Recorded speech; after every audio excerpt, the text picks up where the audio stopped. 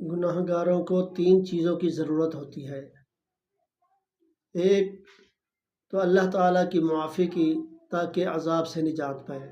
معافی مانگے تو اللہ تعالیٰ معاف فرما دینے والا ہے، غفور الرحیم، معاف فرما دیں گے۔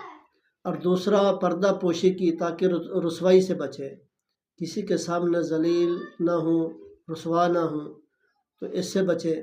اور تیسری عصمت کی، تاکہ وہ دوبارہ گناہ میں مبتلا نہ ہو، اور اپنے آپ کو جو ہے اس پہ شرمساری کہ میں نے یہ گناہ کیا ہے، پھر اللہ سے توبہ کر لیا ہے، پھر کرتا ہوں تو کیا منہ دکھاؤں گا اللہ کو، اللہ کے پیارے محبوب علیہ الصلوۃ والسلام کو، لہٰذا اس سے بچیں تاکہ دوبارہ گناہ میں مبتلا نہ ہوں، اور ہر وقت جو ہے یہ اپنے آپ کو ملامت کرتے رہیں تاکہ گناہوں سے بچتے رہیں۔